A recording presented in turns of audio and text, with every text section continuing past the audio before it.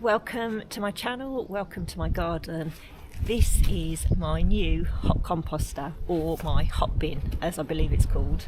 It's actually not new. A couple of friends in a nearby village have had it, I think, for a few years. Hardly ever use it. It was taking up space, they wanted to get rid of it, and I said, yes please, I will have that. So here it is. I'm going to get it set up now. I've got the instructions, I've done a little bit of Googling, a bit of chat GPT, see how it all works. I thought, well, I'll film it, it might be of interest, it might be useful to some people. So here goes.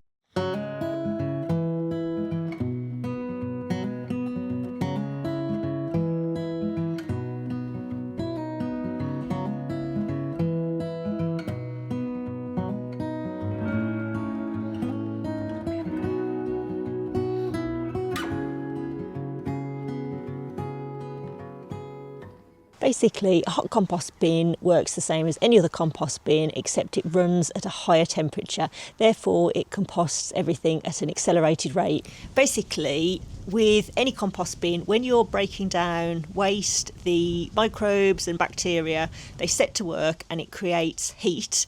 And normally that heat would just disperse, particularly in the colder weather. The hot bin that I have is made of something called EPP, expanded polypropylene, I think is how you pronounce it. So it's super light, but also ridiculously insulated. So as the waste breaks down and creates heat, the heat is trapped inside.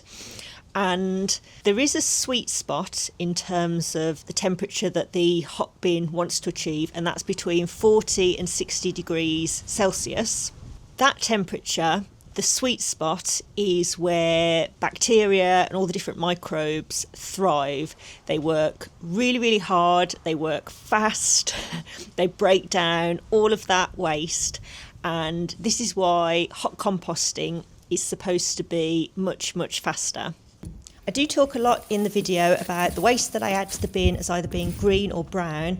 Green tends to be your nitrogen rich, and it's things like grass, hedge clippings, manure, scraps of vegetables, fruit, and it tends to compost much faster than brown. Brown is your carbon rich and things like paper and cardboard, and that are really good for absorbing moisture if the waste is getting too wet as it composts. Wood chippings, dried leaves, that sort of thing.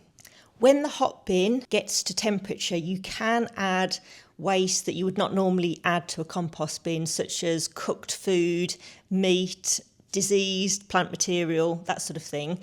I won't do that yet because I'm just getting the bin started. When it reaches temperature and I've managed to maintain that, then I'll think about adding that sort of waste. That'll probably be on a follow-up video, so I'll save that for then. But for now, I'm just going to stick with standard green and brown waste. One thing I didn't mention is in the instructions it says to raise the bin, to put it on some bricks so air can get underneath the bin. I haven't got this on bricks, and that's just simply because I don't think this is going to be its final home. I think I'm going to move it probably closer to the kitchen, the door from the kitchen, just to set it up. I'm going to do it here. So step number one is to add a thin layer of twigs to the bottom of the compost bin.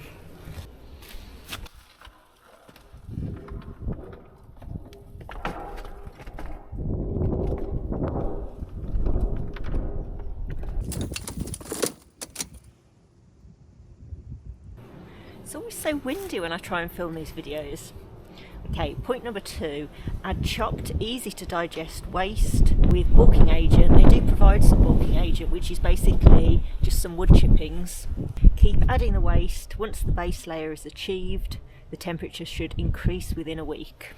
Basically wants a mixture of green and brown, and for some of the brown it refers to the bulking agent, which is wood chippings. I have got some of those because it just wants lots of air pockets, so let's get that added.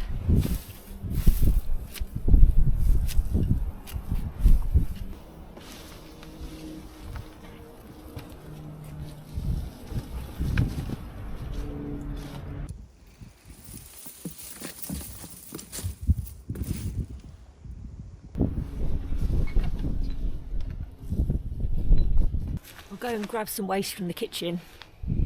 When you're first starting the base layer, you want to use greens that are really easily compostable. I think grass clippings is a really good one.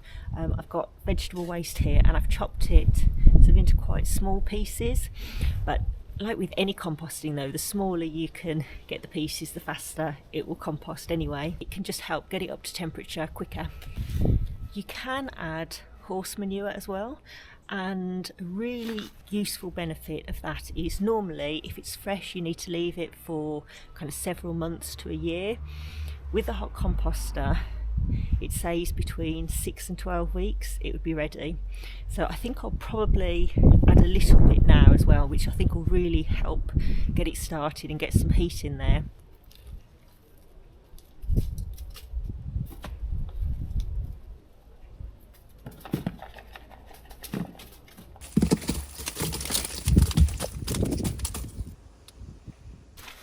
So with this bin you don't add it in layers of sort of green and then brown waste. You kind of want it all mixed together. You do get this mixing tool with it, so I'll use that in just a second. I'm just going to get everything in first and then give it a bit of a mix up.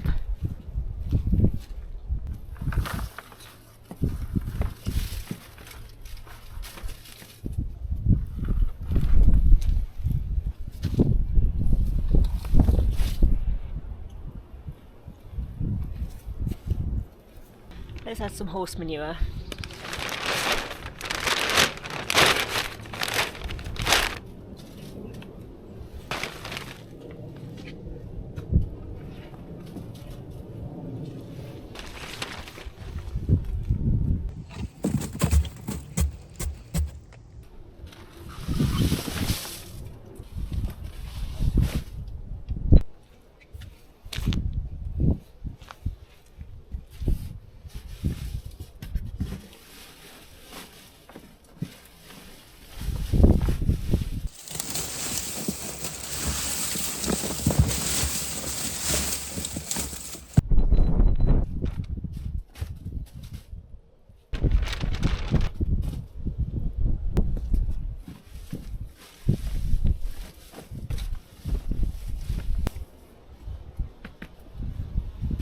Giving it a really good mix up.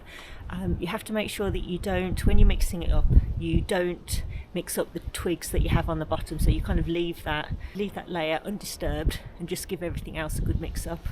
So I think it's ready. All I need to do now is add my hot water container, so I need to go inside to do that.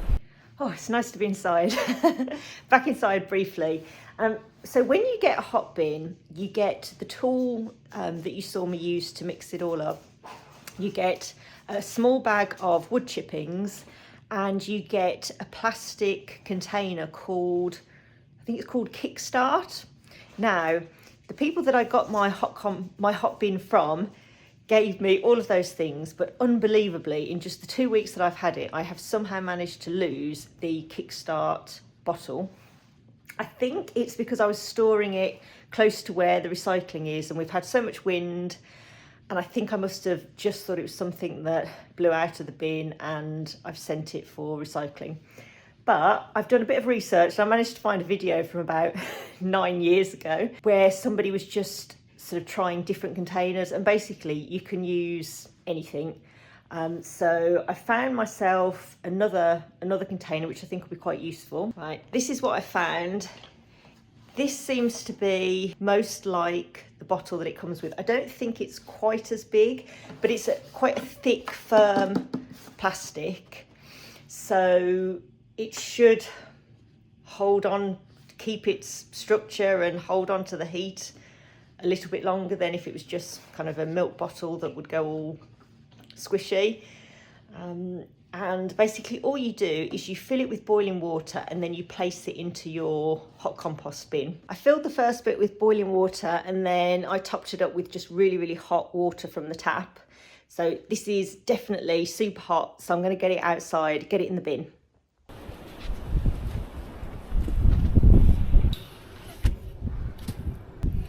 Right, it's currently 10 degrees, so I'm going to keep an eye on the temperature over the next 24 hours.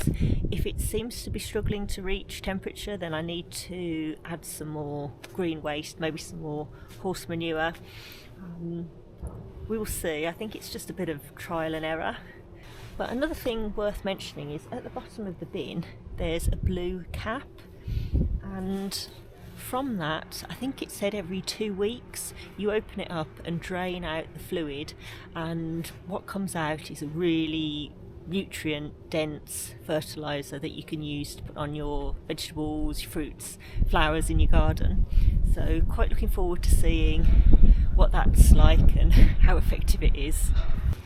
So it's ready to just leave it now. I'm going to put these straps on. It comes with 2 straps that you use to just help keep the door closed. I think as it gets full it can burst open.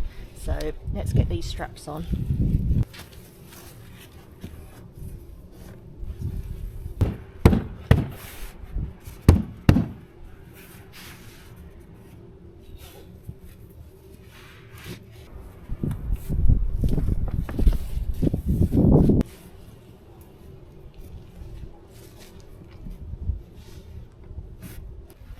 I just thought of something really important that I didn't mention. In the instructions it does say if you have rats, don't put it somewhere where the rats are, because they can and will chew through it.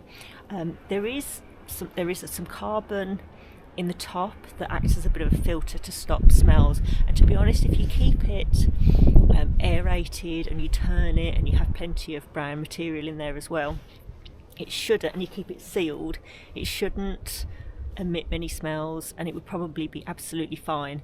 But it does say that, so be wary. They can, if they take a liking to it, they can gnaw their way through it. So something to think about.